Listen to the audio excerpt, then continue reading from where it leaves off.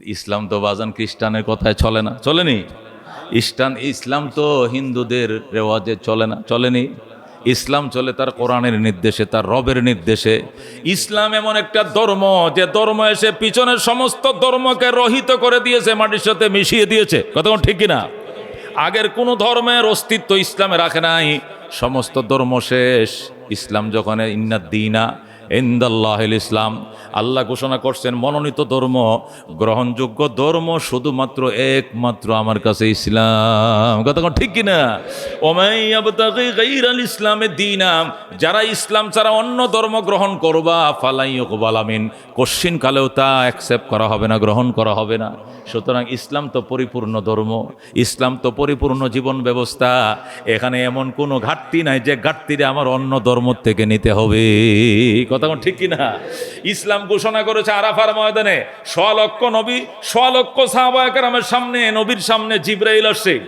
আইসা নবীর সামনে জিবরাইল আইসা বলতেছে, আলিয়াউমা আকমালতু লাকুম দীনাকুম ওয়া আতমামতু আলাইকুম নিয়ামতি ওয়া রাদিতু লাকুমুল ইসলাম দীনা। আল্লাহু আকবার। জিবরাইল আলাইহিস সালাম 100 লক্ষ সাহাবায়ে কেরাম নিয়ে নবী যখন সর্বশেষ বিদায় হজ পালন করছিলেন, তখন ঘোষণা হচ্ছে আলিয়াউমা আকমালতু লাকুম দীনাকুম, আজকের দিনে তোমাদের জন্য তোমাদের ধর্মকে পরিপূর্ণ করে দিলাম। জোরে আল্লাহু আকবার। ওয়া আতমামতু আলাইকুম নিয়ামতি, আমার নিয়ামত ইসলামকে তোমাদের জন্য পূর্ণতা দিয়ে দিলাম। ওয়া রাদিতু লাকুমুল ইসলাম দীনা, এবং তোমাদের জন্য ইসলামকে ধর্ম হিসেবে দিয়ে আমি সন্তুষ্ট হয়ে গেলাম। আল্লাহু আকবার। 100 লক্ষ সাহাবায়ে কেরামের সামনে আরাফার ময়দানে নবী আয়াতটা সাহাবায়ে কেরামকে রিপ্লাই করে শোনাইলেন। আর সাহাবায়ে কেরামের কি আনন্দ, কি খুশি, আজকে দিন পরিপূর্ণ হয়ে গেছে। আর কোনো বিষয় সম্পর্কে অন্য ধর্মওয়ালার কাছে যাইতে হবে না, অন্য কোনো ধর্মওয়ালার আদর্শ আমাদের ধর্মের ভিতরে অনুপ্রবেশ ঘটানোর দরকার হবে না। আমাদের দিন পরিপূর্ণ হয়ে গিয়েছে। আমাদের দিনের উপরে আল্লাহ তাআলা সন্তুষ্টি ঘোষণা করে দিয়েছেন আনুষ্ঠানিকভাবে। 100 লক্ষ সাহাবায়ে কেরামের সামনে আরাফার ময়দানে বিদায় হজের দিনে এই আয়াত দিয়ে ময়দানে আরাফায় জিবরাইলকে আল্লাহ ফাটাইয়া দেয়। জোরে আল্লাহু আকবার।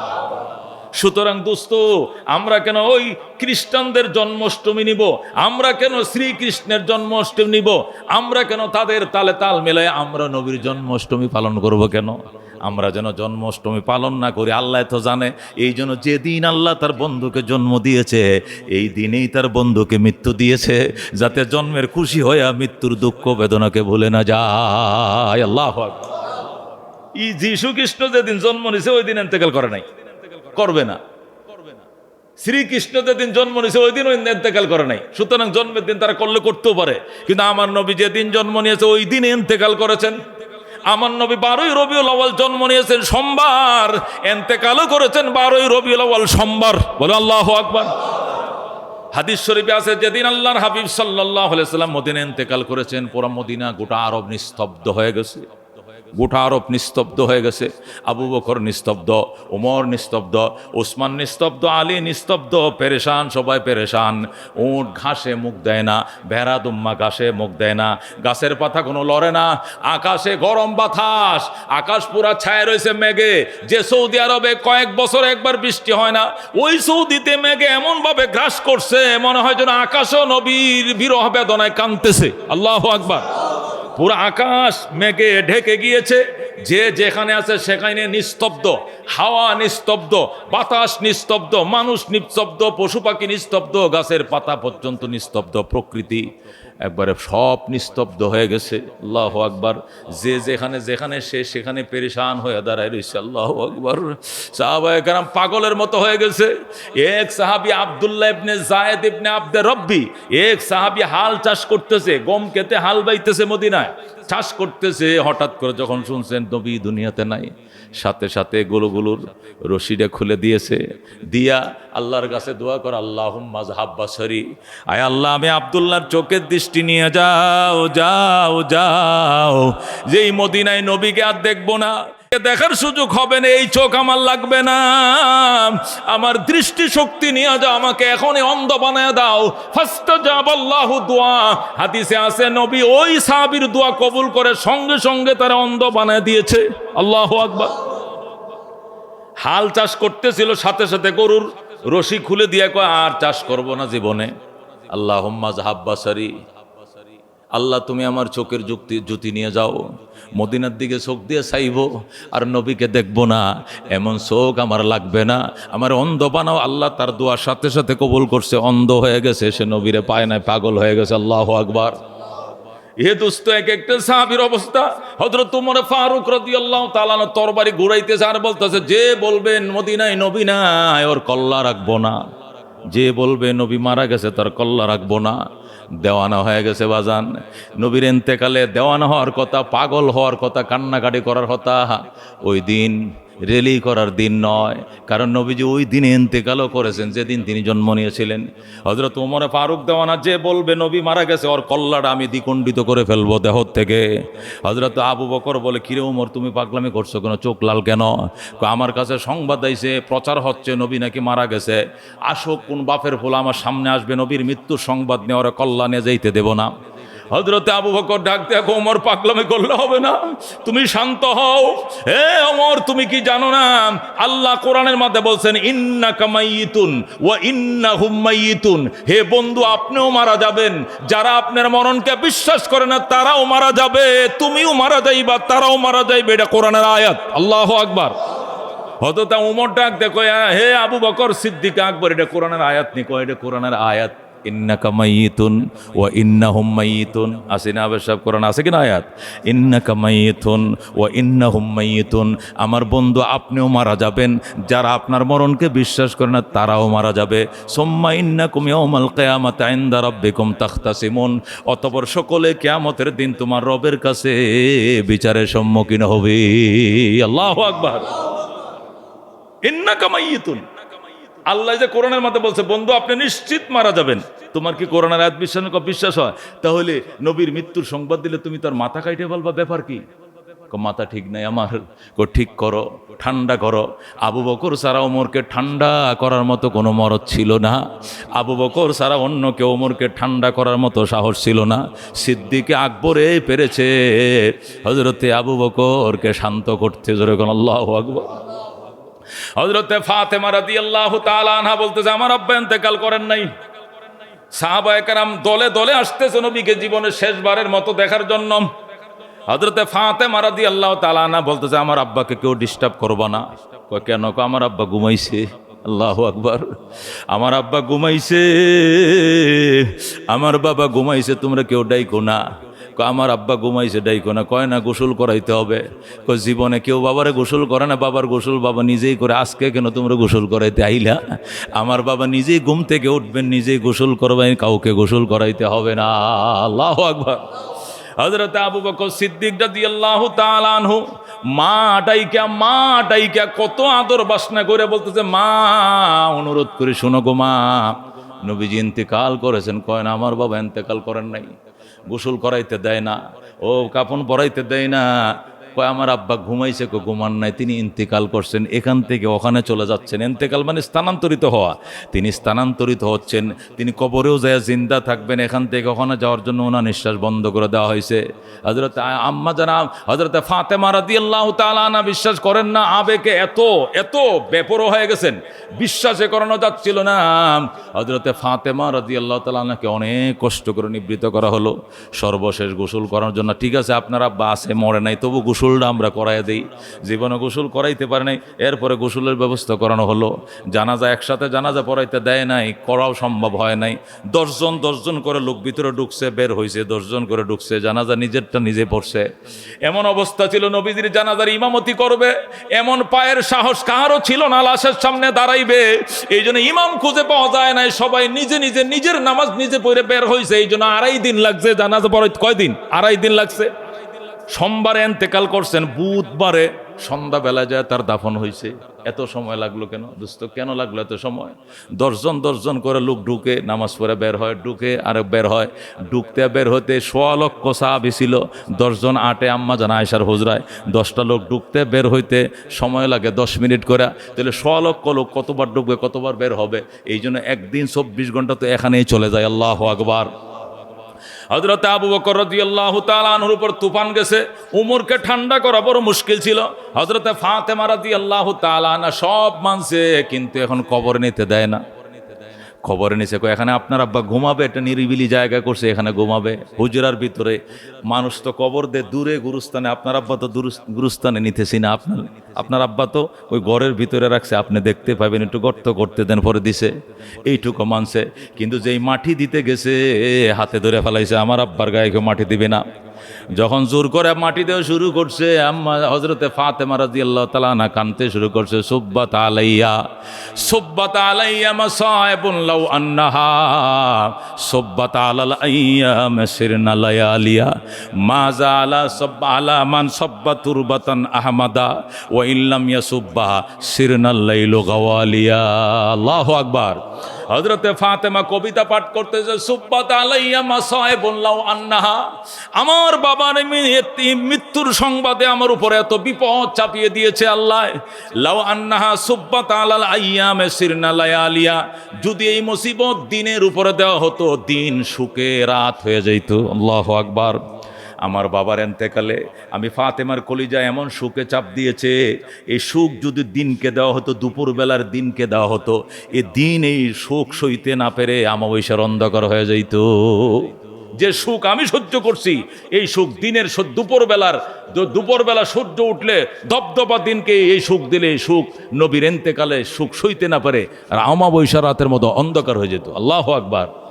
হযরত ফাতেমা বলে মাটি দেওয়া যাবে না। হযরত ফাতেমা বলে মাজা আলামান সাব্বা তুরবাতান আহমাদা, এর কি বিচার হবে যে আমার বাবার গায়ের উপরে মাটি দেয়? মাজা আলামান সাব্বা তুরবাতান আহমাদা, এর কি শাস্তি হবে? আমি আল্লাহর দরবারে হাসরের ময়দানে আল্লাহকে বলবো, আল্লাহ আমার বাপের গায়ে ওই মাটি দিছে, সবার আগের বিচার করেন, ধরেন। আল্লাহু আকবার। এমন উন্মাদ হয়ে গেছে, এমন পাগল হারা হয়ে গেছে ফাতেমা, ওর কি বিচার হবে যে আমার বাবার গায়ে মাটি দিবে? হায়রে, মাটি না দিলেও কি হবে, মাটি না দিলেও কি হবে? ফাতেমার কানে কানে আওয়াজ আইতেছে, ফাতেমা রে, মাটি দিতে অনুমতি দিয়ে দে, তোর আব্বা মারা গেছে সোমবার, আজকে কিন্তু বুধবার রাত, আজকেও যদি মাটি দিতে অনুমতি না দাও, এ রাত কিন্তু আর দিন হবে না। আল্লাহু আকবার। হযরতে ফাতেমা দুই মুখী পেশারে পড়ছে, অনুমতি দিলেও কলিজায় মানে না, আমার বাবার কেমনে মাটি দিয়া ডাইকা ফালবে, এটাও দিলকে মানাইতে পারে না, আবার অনুমতি না দিয়েও পারে না, কারণ রাত তো আর দিন হবে না, রাতেই হবে। এই যে বুধবারের রাত, এটা আর বৃহস্পতিবার হবে না। এই জন্য ফাতেমা বলে মাজা আলামান সাব্বা তুরবাতান আহমাদা ওয়া ইল্লাম ইউসাব্বা সিরনাল লাইলু গাওয়ালিয়া। কি হবে বিচার ওদের যারা আমার বাবার গায়ে মাটি দিছে, তোমাদের বিচার হবে। আমি লিখে রাখতেছি, তুমগর নাম ফইলা মাটি দিছে আবু বকর, তোর নাম লিখে রাখছি, পরে কে দিছে উমর দিছে, তোর নামে লিখে রাখছি, বাবার কাছে আসরের দিন বিচার দিব, এরা আগে তোমার গায়ে মাটি দিছিল। চিন্তা করেন। আল্লাহু আকবার। এ বন্ধু, এটা নবীর মৃত্যুর দিন, এই মৃত্যুর দিনে মানুষ এই করে, এই করাটাই স্বাভাবিক। আর তোমরা পল্টনে মিছিল করো, জিলাফি খাও, আর আমরা র্যালি করি। র্যালি কিসের করো? জন্মের, মিলাদুন নবীর ওই দিনটা যে মৃত্যুর দিন, এটা খবর রাখুন রে মুসলমান, খবর রাখুনি। আল্লাহ যেন বেশি আমোদ না করো, বেশি প্রমোদ না করো, এই দিনের জন্মের দিনে আল্লাহ তার মৃত্যু দিয়েছে। আল্লাহু আকবার। মাজা আলামান সাব্বা তুরবাতান আহমাদা ওয়া ইল্লাম ইয়াসাব্বা সিরনাল লাইলু গাওয়ালিয়া সুব্বাত আলাইয়া মাসাইবুন লাউ আন্নাহা সুব্বাত আলাল আইয়াম সিরনা লায়ালিয়া। এই জন্য দোস্ত, ওই খ্রিস্টানরা জন্মবার্ষিকী পালন করে 25শে ডিসেম্বর, যিশু খ্রিস্টের জন্মদিন। হিন্দুরা জন্মাষ্টমী পালন করে। কিতা পালন করে? এরা পালন করে, ওরা কি পালন করে? আল্লাহ শ্রীকৃষ্ণের জন্মাষ্টমী। কেউ শ্রীকৃষ্ণের জন্মাষ্টমী পালন করে, কেউ যিশু খ্রিস্টের জন্মাষ্টমী পালন করে। হেদের তালে তুমি নবীরও জন্মাষ্টমী পালন করবা। তুমি জানো নি নবীর জন্মাষ্টমীর দিনে তিনির মৃত্যুষ্টমী আছে? কথা কোন ঠিক কিনা? সুতরাং জন্ম পালন করতে গিয়া মৃত্যুকে যদি ভুলে যাও, তুমি জুলুম করবা, অত্যাচার করবা। এই জন্য আল্লাহ রাব্বুল আলামিনের বন্ধু নিজেই বলে গিয়েছেন, বেশি ভক্তি দেখায়ও না, আমার কবরকে সজদার জায়গা বানায়ও না। ইহুদি নাসারা তাদের পয়গম্বরদের কবরকে সজদা করত, আমার কবরকে সজদা করো না, আমি আগেই সতর্কতা দিয়ে গেলাম। আল্লাহু আকবার। এই জন্য দোস্ত, আমাদের কাজ হলো 12ই রবিউল আউয়াল আল্লাহর হাবিব সাল্লাল্লাহু আলাইহি সাল্লামের জন্মে মনে মনে আমরা খুশি হব। ঠিক তদ্রুপ ওই দিন বসে বসে ভাববো, হায় আল্লাহ লাউলা কালামা আফলাক লামা খালাকতুল আফলাক। আল্লাহ বলেন, আমার দোস্ত, তুমি যদি না হতা, আমি আসমান বানাইতাম না, তোমাকে না বানাইলে আমি আসমান জমিন বানাইতাম না। এই নবী দুনিয়াতে আসছে, আবার একই দুনিয়াতে চলে গেছে। এই জন্য তুমি কাঁদতে হবে ওই দিন, যে হাসির দিনে কান্না, ওই দিন শুধু একসাথে হাসলেই তো চলবে না, একসাথে হাসলেই চলবে না। এই জন্য বাজানে বিষয়গুলো উপলব্ধি করতে হবে, তাহলে আমাদের দ্বারা কোনোদিন অতিরঞ্জিত জিনিস হবে না। যারা উপলব্ধি করে না তারা অন্যান্য ধর্মের মতো শুধু জন্মাষ্টমী পালন নিয়ে ব্যস্ত। নবীকে জন্মাষ্টমী পালনের জন্য আমি আসি নাই, মৃত্যু অষ্টমী পালনের জন্য আসি নাই, আমি এসেছি খোদার বন্দাদেরকে দাসত্ব শিখায় খোদার গোলাম বানানোর জন্য। আমাকে আল্লাহ পাঠাইছে ইন্নী বুইসতু লিউতাম্মিমা মাকারিমাল আখলাক, আল্লাহ আমাকে পাঠাইছে উত্তম চরিত্রের পরিসমাপ্তি ঘটানোর জন্য। উত্তম চরিত্র কাকে বলে, কত প্রকার, কি কি উদাহরণ সহ উম্মতকে বুঝিয়ে দেওয়ার জন্য, উত্তম চরিত্রের সোপান উম্মতকে হাদিয়া দেওয়ার জন্য আল্লাহ আমার দুনিয়াতে পাঠাইছে। এরকম সুবহান। আল্লাহর ঘরে আসবো, শুকরিয়া আদায় করব, এবাদত করব, শুকরিয়া আদায় করব। আল্লাহর ওয়াদা রয়েছে এবাদত বন্দিগি মওতের আগ পর্যন্ত করাবেন। সুবহানাল্লাহ। যে বন্দা এবাদত করে আর শুকরিয়া আদায় করে, ওরে আল্লাহ মওত দিবেন এশার নামাজের পরে, ফজরের নামাজের টাইম হওয়ার আগে। মানে এই নামাজের টাইম শেষ, ওই নামাজের টাইম এখনো আসে নাই, এই 0 পয়েন্টে মৃত্যু দিবেন, যাতে তার আমল নামায় কোনো নামাজ কাজা না থাকে। সুবহানাল্লাহ। শকর গুজারদের জন্য। আর না শকর গুজারদেরকে মৃত্যু দিবেন এমন টাইমে যে ওই মসজিদে একামত চলতেছে আর তার সাকরাত চলতেছে, তখন ওই মসজিদের তার কোনো খেয়াল নাই, একামতের খেয়াল নাই, তার সাকরাতের কন্ট্রোলের জন্য সে ব্যস্ত। আল্লাহ তাআলার দরবারে এই জন্য আমরা সবসময় কি থাকবো, শকর গুজার থাকবো। আলহামদুলিল্লাহ। মোহতারাম হাজিরিন, গত শুক্রবারেই আলোচনা করতেছিলাম নবী আলাইহিস সালামের জন্মের মাস রবিউল আউয়াল মাস। আজকে 11 তারিখ, কালকেই 12 তারিখ। এক তথ্য মতে আজকে নবীজির জন্ম তারিখ। নবীজির জন্মের 3টা কথা আছে, 9 তারিখ, 11 তারিখ অথবা 12 তারিখ। কোনো বর্ণনার মধ্যে 8, 11, 12 এভাবে দেওয়া আছে। 8 তারিখ, 11 তারিখ, 12 তারিখ। এই রবিউল আউয়াল মাসের 3 দিনের যে কোনো একদিন তিনি দুনিয়াতে এসেছিলেন, এই নিয়ে ইখতিলাফ মানে মতানৈক্য আছে। কিন্তু ইন্তেকাল যে 12 তারিখ করেছিলেন, এখানে কোনো মতানৈক্য নাই, কোনো ইখতিলাফ নেই। ইন্তেকাল তো হাজার মানুষের সামনে হয়েছে, 1.25 লক্ষ সাহাবায়ে কেরামের সামনে হয়েছে। মনে রাখনে ওলারা মনে রাখছে, লেখা রাখুন না লেখা রাখছে, এটা তো ভুল হওয়ার সম্ভাবনা নেই। 1 লক্ষ মানুষের সামনে যদি মানুষটা মারা যায়, লক্ষাধিক লোক যদি জানা যায় হাজির হয়, তো এই মানুষটা কবে মারা গেল এটা নিয়ে তো কোনো দোয়া আশা থাকবে না, দ্বিমত থাকবে না, একই ডেটে সবাই বলবে। কিন্তু একটা মানুষ জন্ম নিয়েছে নিবৃত পল্লীতে, নিবিড় অঞ্চলে, কেউ জানে না এই লোক নবী হবে না মহামানব হবে না কি হবে, তার বাবা নাই, মায়ের পেটে থাকতে সে এতিম, 6 মাসের গর্ভবতী তার আম্মা, তখনই তার বাবা নাই। এই ছেলে পরে কি হবে না হবে, কবে জন্ম নিছে, কার ঘরে কখন জন্ম নিছে, কয়টা বাজে জন্ম নিছে, কয় তারিখ, এইটা না জানা থাকা, লেখা না রাখাটাই স্বাভাবিক। কথা কোন ঠিক কিনা? যখন উনি নবী হয়েছেন, মহামানব হয়েছেন, তখন মানুষ চিন্তা করলো যে ওনার জন্ম তারিখ, মৃত্যু তারিখ এটা লিখে রাখলে ভালো হয়, জেনে রাখলে ভালো হয়। তখন খোঁজাখুঁজি শুরু করছে। আচ্ছা, আরবের প্রবীণদেরকে জিজ্ঞাসা করো তো মোহাম্মদের জন্মটা কয় তারিখ হয়েছিল। তো প্রবীণরা সম্ভবত ওই দিনটা শনিবার ছিল না রবিবার ছিল, রবিউল আউয়াল মাসের সম্ভবত 11 তারিখ ছিল। আরেকজন বলে না সোমবার ছিল, রবিউল আউয়ালের 12 তারিখ ছিল। আরেকজন কয় না আমি একদম কাছে ছিলাম, উনি বৃহস্পতিবার ইন্তেকাল করছেন, ওই দিন 8 তারিখ ছিল। এটা ওই সম্ভাবনার কারণে এটা ইখতিলাফ হয়েছে, মতানৈক্য হয়েছে। কিন্তু 1.25 লক্ষ সাহাবীর সামনে বিশ্বনবী হইয়া যখন দুনিয়াতে মহামানব বিদায় নিলেন, তখন কয় তারিখ এমনি মারা গেছেন, এটার মধ্যে সংশয় থাকার কোনো কথা নাই। তো লাখো জনতার সাক্ষী সেখানে, কথা কোন ঠিক কিনা? এই জন্য ওলামায়ে কেরাম অবাক হন এই কারণে যে আল্লাহর হাবিব যে 12 তারিখ ইন্তেকাল করলেন, এটা নিয়ে কোনো সন্দেহ নাই। কিন্তু ওই দিন যে তিনি জন্ম নিলেন এ নিয়ে তো সন্দেহ আছে, ইখতিলাফ আছে। তারপরেও কেমন করে মানুষ ওই দিনটাকে, 12 তারিখটাকে ঈদ উদযাপন হিসাবে, জশনে জুলুসে, ঈদে মিলাদুন্নবী হিসাবে পালন করে। এরা কি একটিবারও এই কথাটা মাথায় ঢুকে না, হাইরে এই দিন তো নবী ইন্তেকালও করেছিলেন। জন্মে না মানুষ হাসে, মৃত্যু কি মানুষ হাসে না কাঁদে? জন্মে না মানুষ মিছিল করে, মৃত্যু থেকে মিছিল করে, বসে বসে চোখের পানি মুছে। ওলামায়ে কেরাম লেখেন, আল্লাহর হাবিবকে যেদিন আল্লাহ তাআলা জন্ম দিয়েছেন, ওই দিনই আল্লাহ একই ডেটে মৃত্যু দিয়েছেন, তার কারণই একটা, যাতে অন্য অন্য সম্প্রদায়ের মতো মানুষ মৃত্যু দিবস পালনে ব্যস্ত না হয়। আল্লাহর হাবিব সাল্লাল্লাহু আলাইহি ওয়াসাল্লামের ইন্তেকালের 600 বছর চলে গেছে, 604 হিজরিতে, 604 হিজরিতে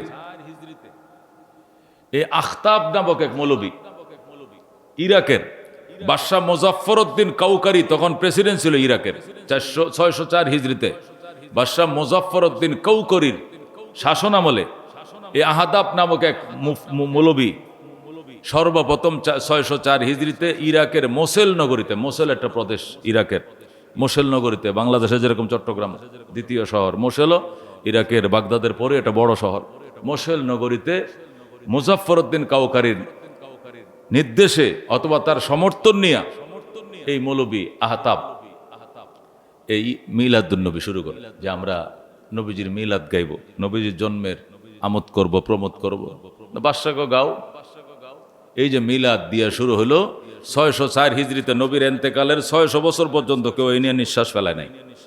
জন্মদিবস পালন করা, মৃত্যু দিবস পালন করা, এটা ইসলামের কোনো সৌন্দর্য না, ইসলামের কোনো বিধি নিষেধের আওতায় না, এটা নিষেধের আওতায়, আদেশের কোনো আওতায় নাই। এই জন্য এটা কেউ করেও নাই কোনোদিন। মুজাফফরউদ্দিন কাউকারির ছত্রছায়ায়, তার সমর্থন নিয়ে মৌলবী আহতাব এই কাজটা করছে ইরাকের মোসেল নগরীতে প্রথম।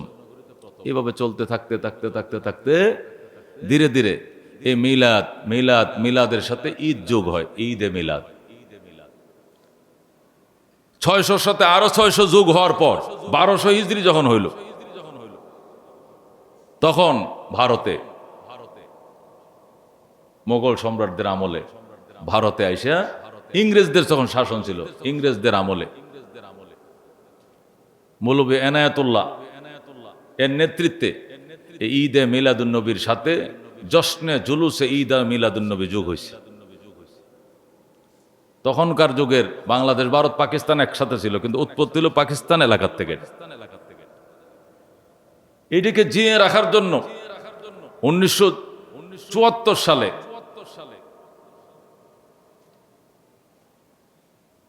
চিরকুট, পাকিস্তানের সিরিকুট দরবারের পীর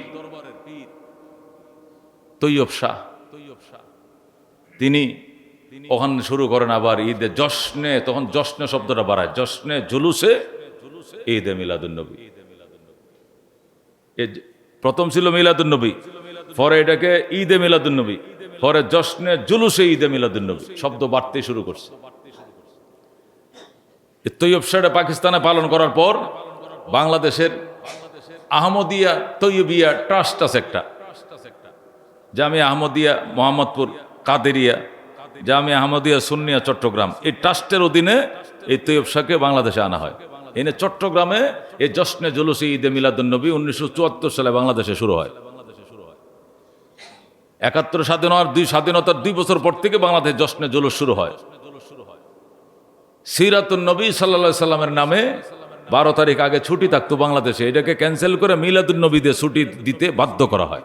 তখনকার সরকার প্রধানরা সিরাতুন নবী ক্যান্সেল করে মিলাদুন্নবী সাল্লাল্লাহু আলাইহি সাল্লামের নামে তখন রাষ্ট্রীয় ছুটি ঘোষণা করে। এই যে আহমদিয়া ট্রাস্টের অধীনে এখনো তৈয়ব শাহ মারা যাওয়ার পরে তাহের শাহ, তাদেরই সন্তান, তাদেরই বংশধর, উনি এখনো আসেন। এখন শুনতে তাহের শাহ মারা গেছে, এখন যে কোন শাহ আসে আল্লাহ জানে।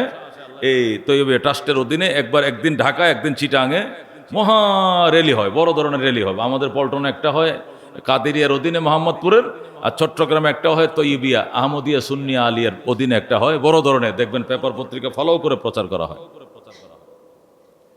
এই সিস্টেমটা আসলো কিভাবে, কোত্থেকে আসলো? এটা আসছে সেই খ্রিস্টানদের থেকে। হযরত ঈসা আলাইহিস সালাম তিনি ইন্তেকাল করেন নাই, তাকে আল্লাহ তাআলা জীবিত অবস্থায় আকাশে উঠিয়ে নিয়েছেন। সুবহানাল্লাহ। আল্লাহ বলেন ওমা কাতালুহু ওমা সালাবুহু ওয়ালাকিন শুব্বিহা লাহুম। আমার নবী ঈসাকে ইহুদিরা হত্যাও করে নাই, ওমা সলাবুহু ফাঁসিতেও জ্বলায় নাই, ওয়ালাকিন সুব্বিয়া লাহুম বরং তাদের সামনে সাদৃশ্য তৈরি করা হয়েছে। বাররাফাহুল্লাহ আমি আল্লাহ আমার ঈসাকে চতুর্থ আকাশে উঠায় নিরাপদে রেখে দিছি। এ কোরআনের ঘটনা। বাররাফাহুল্লাহ। ইহুদিরা মনে করছে আমার ঈসাকে তারা মেরে ফেলছে। ইহুদিরা কোজারের নেতৃত্বে ঈসা আলাইহিস সালামের বাসভবন ঘেরাও করল, যে আপনি আবার কে, নতুন ধর্ম নতুন কিতাব নিয়ে আইসা আমাদের মূসা আলাইহিস সালামের ধর্ম তাওরাতকে মুছতে শুরু করেছেন, আপনাকে দুনিয়াতে থাকতে দেব না। যেরকম নাউজুবিল্লাহ। এই জন্য কোজার ছিল ভয়ঙ্কর বদমাশ, টপ টেরর, কিলার গ্রুপের প্রধান। আছে না কিলার গ্রুপ বাংলাদেশে, টাকা দিলে ক্লিয়ার করে লায়। ওই কিলার গ্রুপের প্রধান ছিল কোজার। কোজারের নেতৃত্বে 12 সদস্য ঈসা আলাইহিস সালামের ঘর ঘেরাও করে ঈসাকে হত্যা করবে। আল্লাহ তাআলা করছে কি, কোজারের চেহারাটাকে ঈসা আলাইহিস সালামের চেহারা বানাই দিছে। এই নাভির থেকে উপরের অংশটা হুবহু ঈসা আলাইহিস সালামের চেহারা, একবারে এরকম আকৃতি হঠাৎ করে আল্লাহ পারেন কিনা বানাই দিছে। এখন যার নেতৃত্বে ঈসাকে মারার জন্য তারা আসছে, তার চেহারায় হয়ে গেছে ঈসা আলাইহিস সালামের মতো। সব সদস্যরা বাকি 11 জন তার সাথে যারা ছিল সবাই ওকে ঈসা মনে করে উপর জুপুরি কুপানো শুরু করছে। কুপায়া মাইরিয়া 3 রাস্তার মোড়ে ফাঁসিতে ঝুলাইছে। এই যে ক্রস চিহ্ন যেটা ওরা দেয়, যে ক্রস, এই যে এটা ফাঁসির চিহ্ন, কিন্তু ওদের নেতাকে ওরা মাইরা পরে ঝুলাইছে। এখন অন্যান্য খ্রিস্টানরা আসে, আইসা দেখে কয় এই চেহারাটা তো মিলে ঈসার সাথে, নিচে দিয়ে পায়ের নখ আঙ্গুল এইগুলো তো মিলে না। ঈসা আলাইহিস সালামের পায়ের নখগুলো তো এরকম না, আঙ্গুলগুলো তো এরকম না, হাতের নখটা তো এরকম না, নাভির নিচের অংশ এরকম তো দেখি নাই আমরা। একটু চেহারাটা তো ওর সাথে মিলে, তো বাকিটা তো মিলে না। সন্দেহ তৈরি হয়ে গেছে। একদল বিশ্বাস করছে যে ঈসা আলাইহিস সালামকে তারা হত্যা করেছে, আরেক দল বলে যে না, হত্যা করা হয় নাই। ইসলামের বিধান কি? আল্লাহর কোরআন বলছে ওয়াকাতালুহু ওয়ামা সালাবুহু, আমার বন্ধু ঈসাকে তারা হত্যাও করে নাই, ওমা সালাবু শুলিতেও চড়ায় নাই, ফাঁসিও ঝোলায় নাই, ওয়ালাকিন সুব্বিহা লাহুম বরং তাদের জন্য ঈসার চেহারাটাকে তাদের ব্যক্তির চেহারার ভিতরে সাদৃশ্যম করে দিয়েছিলাম। ওকে মাইরেই মনে করছে আমার ঈসাকে মারছে, ঈসাকে মারে নাই। বাররাফাহুল্লাহ আমি ঈসাকে চতুর্থ আকাশে উঠিয়ে নিয়েছি। আল্লাহ কোরআন স্পষ্ট বলে দিয়েছেন বাররাফাহুল্লাহ আমি তাকে উঠিয়ে নিয়েছি। 33 বছর বয়সে হযরত ঈসা আলাইহিস সালামকে আল্লাহ আকাশে উঠাইছেন। আবার কিয়ামতের আগে আসবেন, হাজার হাজার বছর আসমানে থাকার পরে যখন আবার জমিনে আসবেন তখনও তার বয়স 33ই থাকবে। কত থাকবে? 33 থাকবে। সেই 33 বছরের যৌবন নিয়ে আবার দুনিয়াতে আসবেন। 7 বছর শাসন করবেন। কয় বছর? 7 বছর দেশ শাসন করবেন। ক্রুশ চিহ্ন ভেঙ্গে দিবেন। দুনিয়াতে শুয়োর খাওয়া, শুয়োর পরিচালনা করে এগুলোকে খতম করে দিবেন। শুয়োরের অস্তিত্ব দুনিয়াতে থাকবে না। গোলামিয়তের প্রথা দুনিয়াতে থাকবে না। দাসত্বের প্রথা রাখবেন না। জুলুম অত্যাচার থাকবে না। খ্রিস্ট ধর্ম থাকবে না। ইহুদি ধর্ম থাকবে না। মুশরিক মূর্তি পূজার ধর্ম থাকবে না। তামাম দুনিয়াতে টু যে সূর্য উদয়ের দেশ থেকে সূর্য অস্তের দেশ পর্যন্ত টোটাল 16 আনা পৃথিবীতে ইসলাম কায়েম করবেন হযরত ঈসা আলাইহিস সালাম। তিনি আমাদের নবীর উম্মত হয়ে আসবেন। সিরিয়ার রাজধানী দামেস্কের কেন্দ্রীয় জামে মসজিদের ছাদের উপরে 2 জন ফেরেশতার খাদের উপরে ভর করে তিনি নামবেন। আল্লাহু আকবার। ওই সময় জোহরের আজান চলতে থাকবে। জোহরের আজান চলাকালীন অবস্থায় ঈসা আলাইহিস সালাম ছাদের উপর অবতরণ করবেন। মুয়াজ্জিন ওই মিম্বরে উঠবে আজান দেওয়ার জন্য। মুয়াজ্জিন আজানরত অবস্থায় চোখে পড়বে ছাদে যেন কে নামছে। আজান শেষ করে দূরে যায় হযরত ইমামে মেহেদীকে বলবেন, ইমাম মেহেদী নিচে থাকবেন। যায় বলবেন হযরত ঈসা অবতরণ করছে, ওনাকে নামাইতে হবে। হযরত ঈসা আলাইহিস সালামকে বলবেন হযরত ইমাম মেহেদী আনজিল, নেমে আসুন, নেমে আসুন, নেমে আসুন। হযরত ঈসা আলাইহিস সালাম বলবেন সুল্লাম, সিঁড়ি লাগবে, সিঁড়ি লাগবে। আল্লাহু আকবার। ছাদের থেকে লাফ দিয়ে নামা যায় না, সিঁড়ি লাগবে। হযরত ইমাম মেহেদী বলবেন চতুর্থ আকাশ থেকে আসলেন, সিঁড়ি লাগে নাই, আর এই 7 তলার ছাদের উপরতে নামতে কেন সিঁড়ি লাগবে? হাযিহি কুদরাতুল্লাহ ওয়া হাযা আদাতুল্লাহ। আল্লাহু আকবার। হযরত ঈসা আলাইহিস সালাম বলবেন এটা আল্লাহর কুদরত, এখানে কোনো জ্ঞান চলে না, বিজ্ঞান চলে না, ওখানে কোনো সিস্টেম লাগে না। কুদরতওয়ালা আমারে ফেরেশতার কাঁধের উপরে বর করে, মেঘমালার কাঁধের উপরে বর করে পাঠাইছে। ওইটা আল্লাহর কুদরত, আর দুনিয়া হলো আদত। দুনিয়ার নিয়ম হলো উপর থেকে নিচে নামলে মই লাগে, সিঁড়ি লাগে, মই লাগাও, তখন সিঁড়ি লাগানো হবে। অথবা মসজিদের সিঁড়ি থাকলে সিঁড়ির কোটা গেট খুলে দেওয়া হবে, তিনি নিচে নামবেন, অবতরণ করবেন, আল্লাহু আকবার বলা হবে, ইমামতি করেন। হযরত ঈসা আলাইহিস সালাম বলবেন, যদি আমি ইমামতি করি তাহলে এই দুনিয়াতে যে খ্রিস্টান আছে না, কয় আছে, কয় খ্রিস্টানরা মনে করবে আমি আবার নবী হয়ে তাদের নবী হয়ে দুনিয়াতে আইছি, এই জন্য আমি ইমামতি করব না। ইমামতি করবেন হযরত ইমাম মেহেদী, ওনার নেতৃত্বে নামাজ হবে, আমি তার মুক্তাদি হব, কারণ আমি নবী হয়ে আসে নাই, আমি আখির নবীর উম্মত হয়ে দুনিয়াতে আল্লাহ আমারে পাঠাইছে, আমি নবী হয়ে আহি নাই। আমি ইমামতি করলে মনে করবে আমি নবী আইছে, নবী ঈসা আইছে, আমি নবী ঈসা না। আল্লাহ রাব্বুল আলামিনের দরবারে অনেক নবীরে দরখাস্ত করেছিলেন, আল্লাহ নবী না বানাইয়া রহমতুল লিল আলামিনের উম্মত যদি বানাইতা বড় খুশি হইতাম, বড়ই খুশি হতাম। নবী না বানাইয়া, রসুল না বানাইয়া যদি তোমার আখির নবীর পিয়ার নবীর উম্মত বানাইতে খুশি হইতাম। এই দোয়া মুসাও করছেন, ঈসাও করছেন, অনেক নবীরাই করছেন।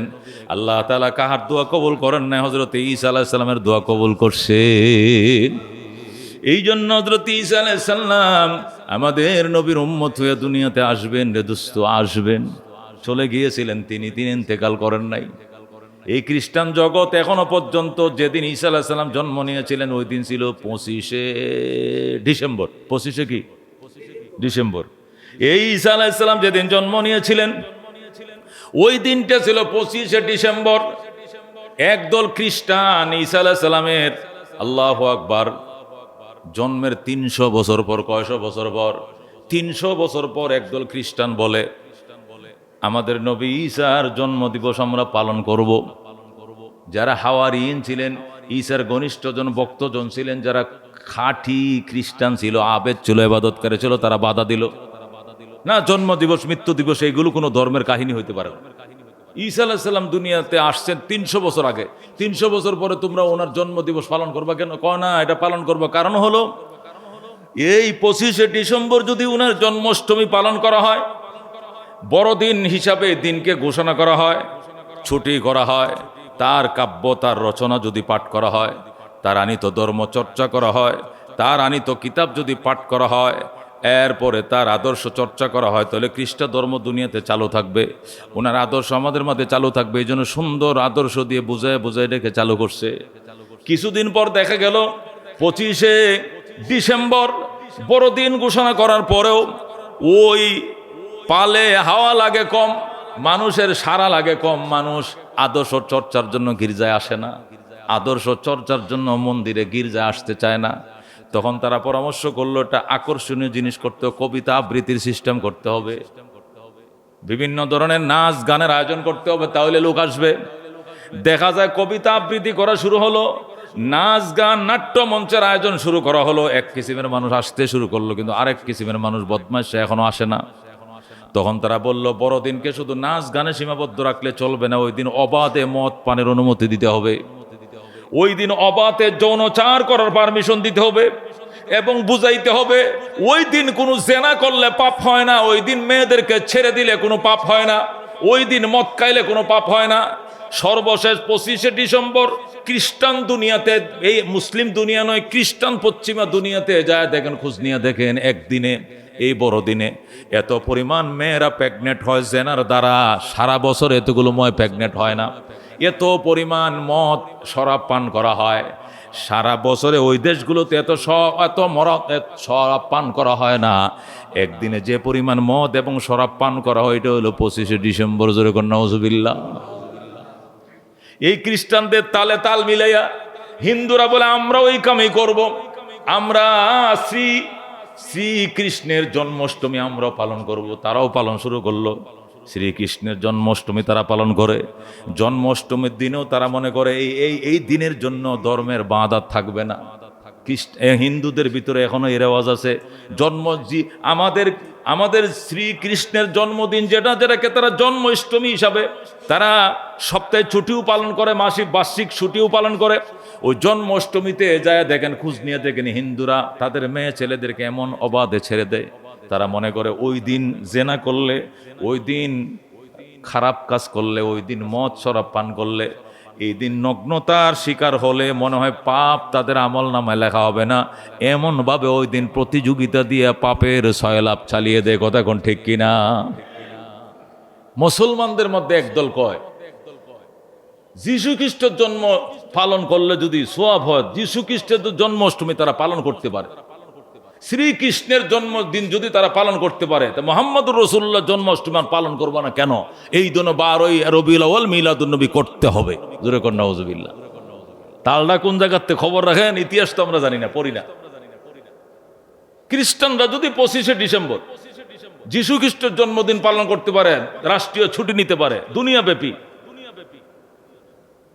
হিন্দুরা যদি, সনাতনীরা যদি শ্রীকৃষ্ণের জন্মাষ্টমী পালন করতে পারে, ছুটি ঘোষণা করতে পারে, আমোদ প্রমোদে মেতে উঠতে পারে, গাঁজা মদের সয়লাভ হইতে পারে, আমরা নবীর জন্মদিন 12ই রবিউল আউয়াল কেন আমরা র্যালি করব না? কেন আমরা আমোদ প্রমোদে লিপ্ত হব না? এগুলো তাদের বক্তব্য।